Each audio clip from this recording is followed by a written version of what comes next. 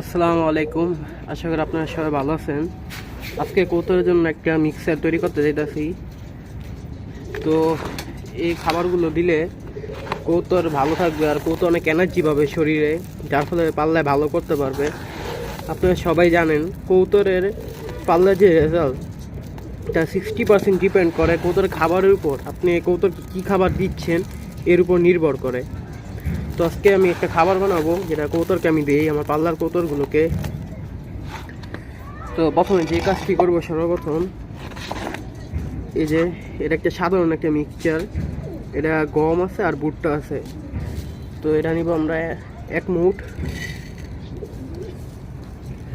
2 মুঠ, 3 মুঠ। আমার কৌতর অনুযায়ী নিব। আমার যে খাঁচায় আমি খাবার দিব সেটা প্রায় 20+ কৌতর আছে, তা আরও কিছু নিতে হবে। 4 মুঠ মতন দিলাম। তার পাশাপাশি যে এই খাবারটা দিব, এটাকে অনেকে হুমার মিক্সারও বলে। তো এটা দিব, এটা আছে 1 মুঠ।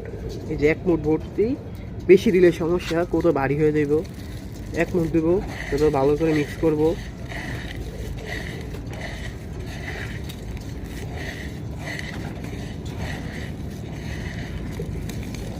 তো এটা আমি ভালো করে নেড়ে নিই, তারপর আমি দিচ্ছি কৌতরকে খেতে দিব। এটা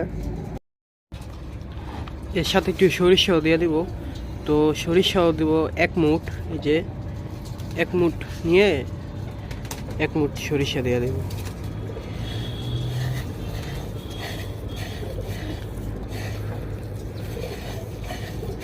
একটু কম হয়ে গেছে, একটু দিতে হবে।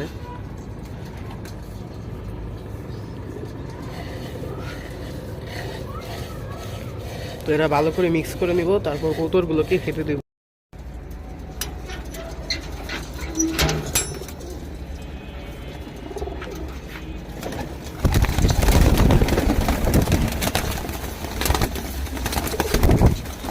আয় আয় আয় আয় আয়, যে কৌতরগুলোকে দিয়ে দিলাম, সবাই এখন খাওয়াবে।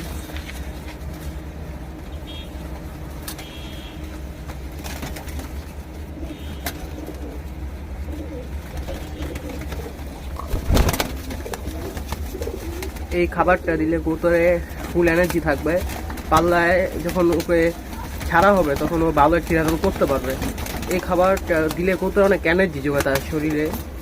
তো আপনারা সব এই খাবারটি খাওয়ার চেষ্টা করবেন। যে সবটি কৌতর খাচ্ছে, আর আপনারা অবশ্যই মাশাআল্লাহ বলবেন।